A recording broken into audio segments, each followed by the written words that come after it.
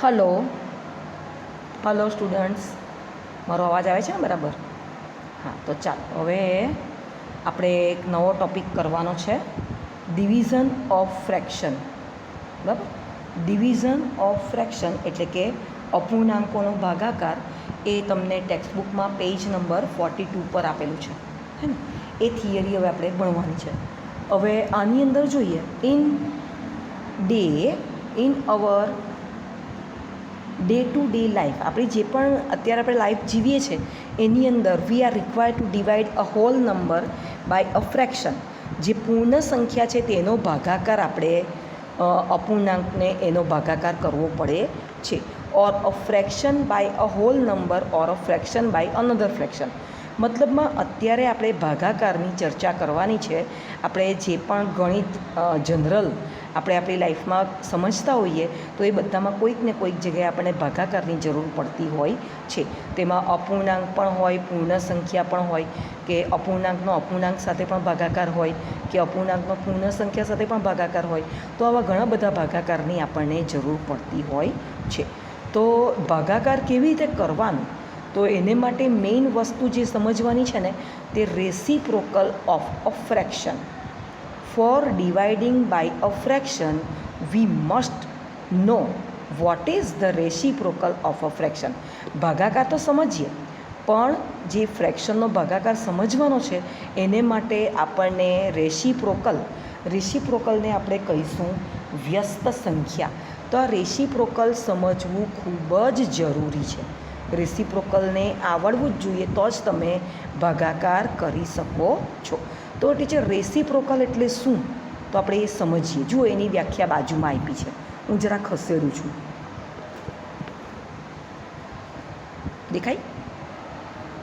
દેખાયું તમને? The non zero number whose product with each other is 1 are called the reciprocal of each other. Teacher, આવી રીતે તો વ્યાખ્યામાં નહીં સમજ પડે, તો કેવી રીતે સમજીએ? જો, નોન ઝીરો નંબર એટલે શું? ઝીરોને આપણે આ ગણતરીમાં લેવાના નથી. નોન ઝીરો નંબર એટલે કે શૂન્ય સિવાયની બધી જ સંખ્યા, શૂન્ય સિવાયની દરેકે દરેક સંખ્યા. The non zero numbers whose product એટલે કે ગુણાકાર, બરાબર? પ્રોડક્ટ એટલે ગુણાકાર. Whose product with each other, એ બે સંખ્યાનો અંદર ગુણાકાર કરીએ અને ગુણાકાર કરતાં જો એક જવાબ મળે તો એ બંને સંખ્યા એકબીજાની વ્યસ્ત સંખ્યા એટલે કે રેસિપ્રોકલ કહી શકાય. ટીચર, હજુ નહીં ખબર પડી. જુઓ, 4/7, એક એક્ઝામ્પલ અહીંયા આપ્યું છે. 4/7 એની રેસિપ્રોકલ થશે 7/4. ઉલટાવી દેવાનું. તો કેમ ઉલટાવી દેવાનું? હવે તમે 4/7 અને 7/4નું મલ્ટિપ્લિકેશન કરો. 4/7 ઇન્ટુ 7/4, તો 4 ઉડી જાય, 7 ઉડી જાય, તો જવાબ કેટલો આવે? 1. ઘણા ઝીરો જવાબ બોલે, ઝીરો જવાબ નહીં આવે, 1 જવાબ આવે, 1. તો જે બે સંખ્યાનો ગુણાકાર કરતાં, જે બે અપૂર્ણાંકને ફ્રેક્શનનો ગુણાકાર કરતાં એનો ગુણાકાર 1 આવે, જવાબ 1 મળે, તો એ બે સંખ્યાઓ એકબીજાની વ્યસ્ત સંખ્યા એટલે કે રેસિપ્રોકલ કહેવાય છે. ધ રેસિપ્રોકલ ઓફ 7/4, 7/4 તો આપણે એને ઉલટાવી દેવાનું, 4/7 થઈ જાય. ખ્યાલ આવશે? આ વસ્તુ સમજ પડશે? હા, તો આ રેસિપ્રોકલ એ બહુ અગત્યની વસ્તુ છે. Division of a whole number by a fraction, એ પણ એવું જ છે.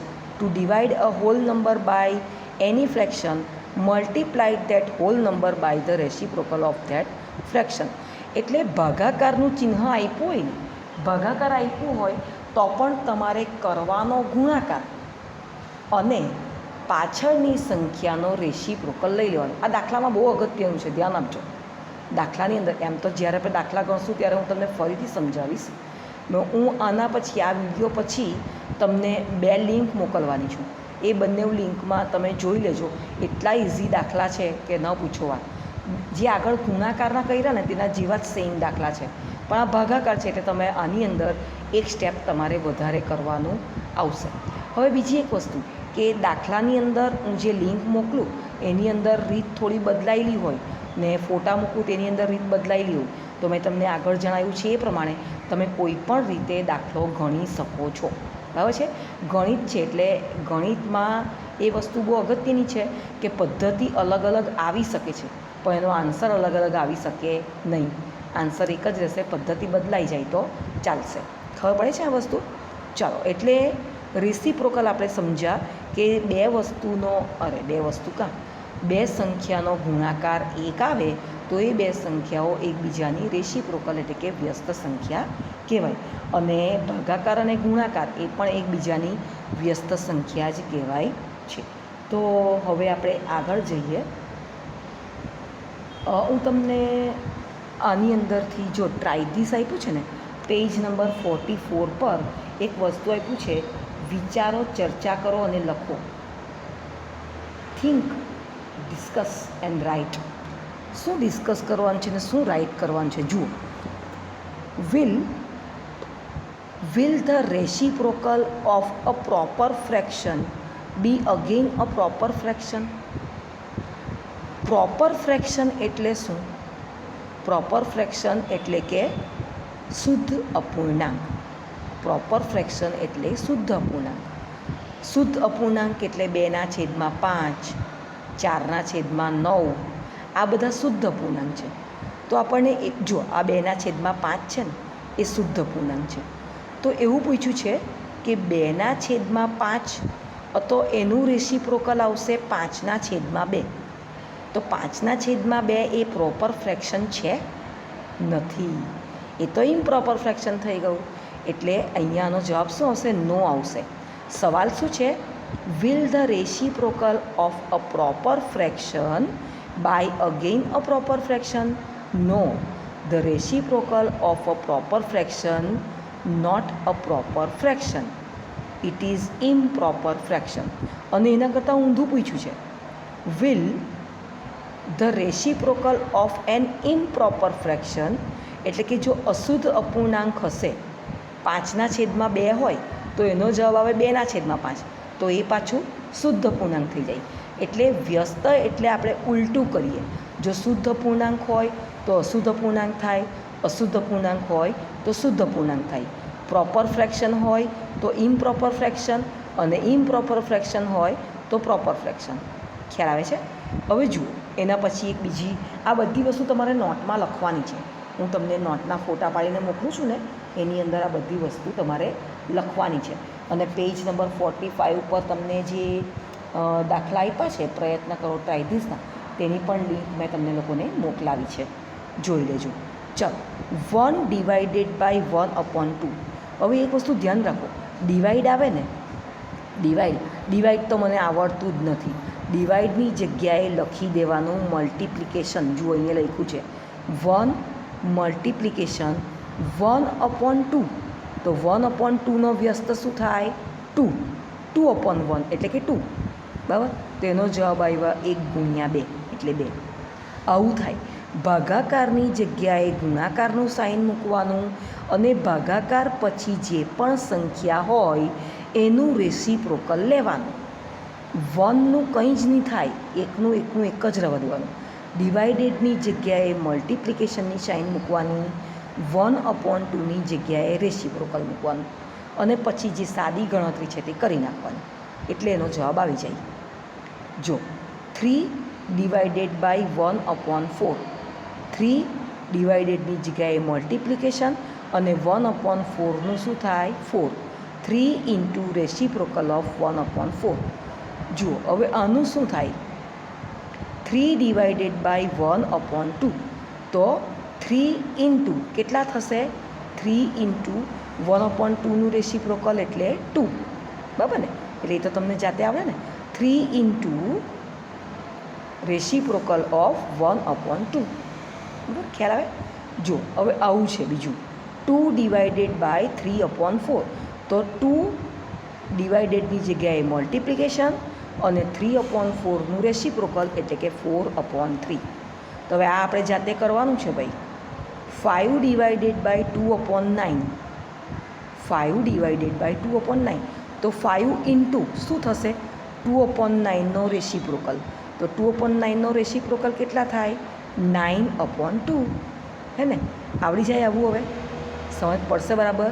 ચાલ, તો હવે એક અહીંયા બીજી નોંધ આપી છે. નોંધ નથી, આ બધી વસ્તુ તમને લોકોને આવડે જ છે, પણ ખાલી પાછી એકવાર જણાવી દઉં.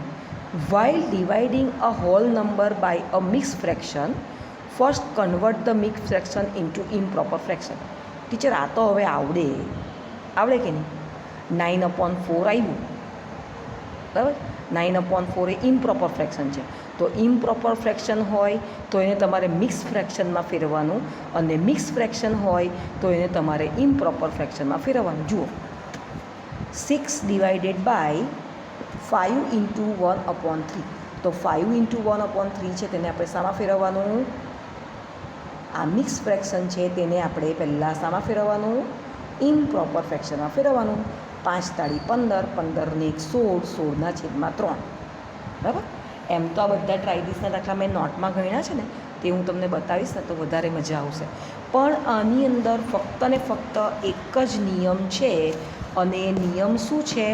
નિયમ આપણને એવું કહે છે કે જ્યારે પણ તમે કોઈક સંખ્યાનો ભાગાકાર કરો તો ભાગાકારની જગ્યાએ લખવાનું ગુણાકારનું સાઇન, અને એના પછીની સંખ્યાની રેસિપ્રોકલ એટલે કે વ્યસ્ત સંખ્યા લેવી પડે. ખ્યાલ આવશે? હવે હું તમને ટ્રાયડિસમાં અને એક્સરસાઇઝમાં સમજાવીશ, એ તમે સમજી લેજો. એમ તો એમાં પણ હું બહુ ઓછું આપવાની છું, કારણ કે ગણિત વિષયનો છે ને, દાખલા તમે જાતે ગણશો તો જ આવડશે. મેં તમને નિયમ આપી દીધો, નિયમ આપેલો છે, થોડાક દાખલામાં સમજાવ્યું પણ છે. પછીના દાખલા જો તમે જાતે ગણશો તો તમને વધારે મજા આવશે. ખબર પડી? હવે આટલું આ સ્વાધ્યાય 2.4 સુધીનું તમે નોટમાં કમ્પ્લીટ કરી નાખજો. આવતીકાલે ફ્રાઈડે છે, ફ્રાઈડેનો આપણે ફર્સ્ટ લેક્ચર હોય છે, તો એની અંદર હું તમને ડેસિમલ નંબર્સ કરાવવાની છું. ઓકે, સમજ પડી જશે બધી? Okay, bye bye, C you, thank you.